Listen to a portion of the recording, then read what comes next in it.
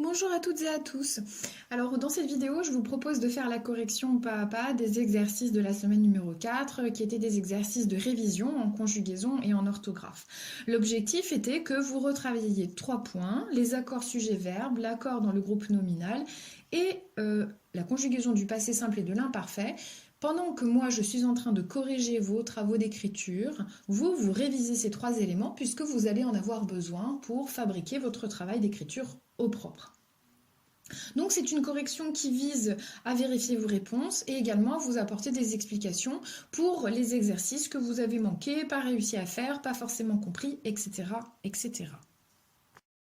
Exercice numéro 1. Lisez les verbes suivants et recopiez uniquement ceux qui sont à l'imparfait. Soulignez ou surlignez la terminaison des verbes à l'imparfait. Dans cette liste, vous aviez quelques pièges. Vous connaissez les terminaisons de l'imparfait, à savoir AIS, AIS, AIT, IONS, IEZ, AIUNT, mais parfois cela ne suffisait pas pour repérer les verbes, puisque de temps en temps, vous en aviez certains qui avaient l'air d'avoir la terminaison de l'imparfait, mais on n'était pas bien sûr que ça le soit. Ainsi, vous avez un autre test à faire, à mettre votre verbe dans une phrase qui commence par autrefois ou il y a très longtemps, et je conjugue mon verbe. Ainsi, j'obtiens une forme, au moins à l'oral, qui est de l'imparfait. Pour les réponses, j'avais mangeait, AIS, surtout pas mangeait, AI, puisque AI correspond à la terminaison des verbes au passé simple pour les verbes du premier groupe à la première personne du singulier. Allait, AIENT, il n'y avait pas d'ambiguïté là-dessus. Regrettiez, IEZ, pareil. Faisait, F-A-I-S-A-I-T. Alors là, vous pouviez confondre avec, dans la liste, fait, F-A-I-T. Le souci, c'est que j'en ai un des deux, évidemment, qui n'est pas conjugué à l'imparfait. Pour faire ce choix, vous utilisiez la phrase test « autrefois je », et dans ce cas-là, je vais plutôt dire « autrefois je faisais » et non pas « autrefois je fais », ce qui me fait plutôt pencher du coup du côté de « faisait ». Fait, effectivement, F-A-I-T, c'est la troisième personne du singulier du verbe faire, mais au présent de l'indicatif. Ensuite, vous aviez « envoyons », I-O-N-S, sans ambiguïté, je vois bien la terminaison, lisait, A-I-E-N-T, paraissait, A-I-S, changions, I-O-N-S, et prenait, A-I-T. Peut-être vous êtes-vous posé la question pour le verbe voir, voyons, qui ressemble à envoyons. Mais comme ici on peut l'observer, la terminaison d'envoyons c'est ONS et non pas IONS. Le Y n'a pas absorbé le I de la terminaison. Voyons, eh bien le verbe voir au présent de l'indicatif. Pour l'exercice numéro 2, il s'agissait de faire exactement la même chose, mais cette fois-ci, vous deviez repérer les verbes au passé simple. A. Lisez les verbes suivants et recopiez uniquement ceux qui sont conjugués au passé simple. B. Soulignez ou surlignez la terminaison des verbes au passé simple.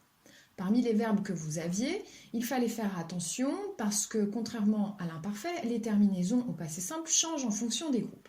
Donc du coup, vous deviez vous concentrer sur toutes les possibilités que vous aviez. Vous savez que pour les verbes du premier groupe, la lettre qui revient, c'est la lettre A dans la terminaison, sauf pour la dernière personne, c'est le E accent grave.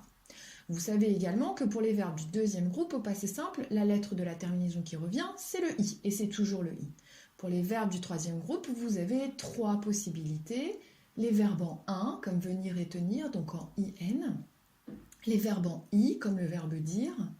Et les verbes en U, comme le verbe vouloir, par exemple, je voulus. Alors, parmi les réponses, vous aviez 20. On reconnaît la terminaison INT de la troisième personne du singulier pour le verbe venir. Dites, DI accent circonflexe, TES. Attention à ne pas confondre avec dites, DI, TES, qui est la forme du verbe dire au présent de l'indicatif. Vous savez que pour vous, mais également pour nous, l'accent qui revient et qui me permet d'identifier le passé simple, c'est l'accent circonflexe. Donc je fais bien attention, en général, c'est un bon indice pour repérer mon passé simple. Donc vous dites, DI accent circonflexe TES, marchait, AI, cela ressemble à l'imparfait à l'oral, Mais je sais que si la terminaison est AI et non pas AIS, je suis au passé simple, c'est un verbe du premier groupe et c'est la terminaison pour la première personne du singulier. Furent, je reconnais la terminaison URENT, troisième personne du pluriel. Il s'agit ici du verbe être. Marcha, que je reconnais grâce à la terminaison AS pour la deuxième personne du singulier, des verbes du premier groupe. Dure, à nouveau, URENT comme pour furent. Je reconnais la terminaison pour la troisième personne du pluriel pour certains verbes du troisième groupe. Ici, c'est le verbe devoir.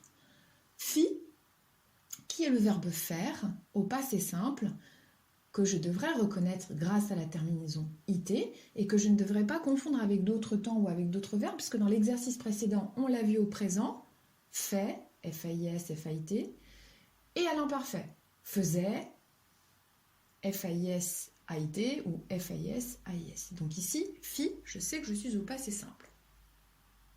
Annonçait, que je reconnais encore une fois grâce à la terminaison I qui correspond à la première personne du singulier pour les verbes du premier groupe.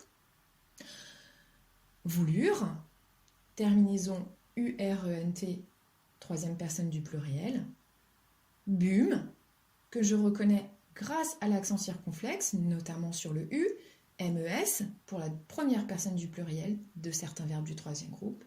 Chantâtes, A, accent circonflexe, TES, je retrouve le A et l'accent circonflexe, donc je sais que je suis au passé simple pour un verbe du premier groupe, et TES m'indique qu'il s'agit de vous, deuxième personne du pluriel, vous chantâtes. Et enfin, finir, il ou elle au pluriel, finir, je reconnais la terminaison IRENT pour les verbes du deuxième groupe. Numéro 3. Accorder les verbes entre parenthèses au temps demandé, attention au bon repérage du sujet. A. Conjuguer les verbes à l'imparfait. Et les jours passaient tranquilles et surtout très heureux. À la maison, on commençait à remarquer ma transformation. Je ne faisais plus autant de bêtises. Je passais mon temps dans mon domaine, au fond du jardin. À la vérité, le diable avait raison de mes bonnes résolutions. Mais je ne disais plus autant de gros mots qu'auparavant et je laissais les voisins en paix. Dans la correction de cet exercice, je vous ai souligné les sujets et je les ai reliés à chaque fois au verbe pour que vous puissiez vérifier la bonne terminaison. Donc je suis à l'imparfait, les jours passaient, passaient AUNT.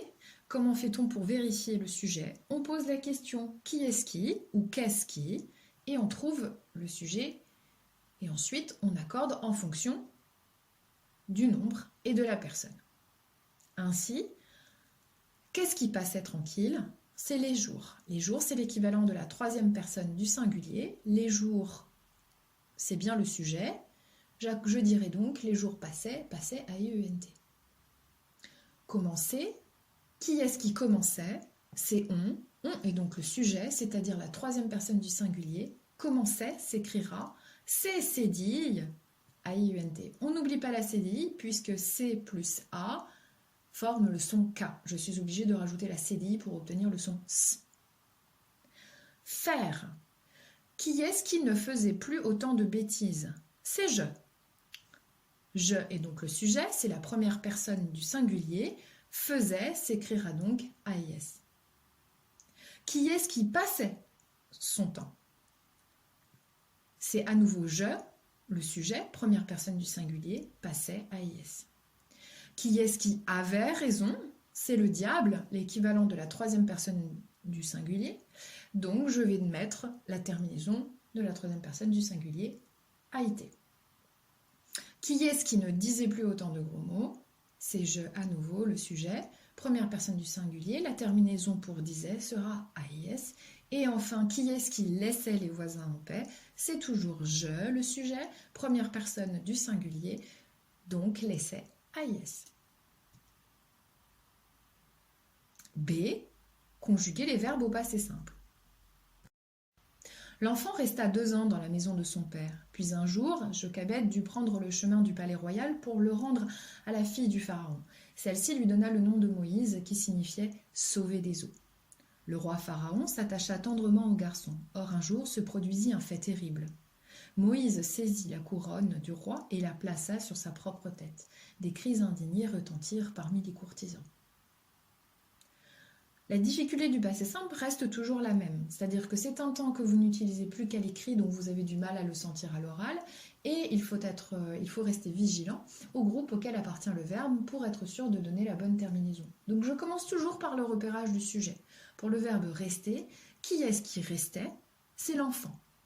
C'est l'équivalent de la troisième personne du singulier, donc mon verbe va s'accorder avec ce sujet. Rester est un verbe du premier groupe, la terminaison est donc A. L'enfant resta. Même chose, qui est-ce qui devait prendre le chemin du palais royal? La réponse est Jochebed. Jochebed est un nom propre, c'est le sujet, un équivalent de la troisième personne du singulier. Donc je vais conjuguer mon verbe devoir à la troisième personne du singulier. C'est un verbe du troisième groupe, il se conjugue en U, la terminaison sera donc UT. Qui est-ce qui donnait le nom de Moïse? Dans la phrase, la réponse à cette question est celle-ci. Le sujet est donc celle-ci, c'est l'équivalent de la troisième personne du singulier. Donner est un verbe du premier groupe, donc la terminaison sera A. Celle-ci lui donna. Pour le verbe se produire, peut-être j'ai oublié le verbe s'attacher.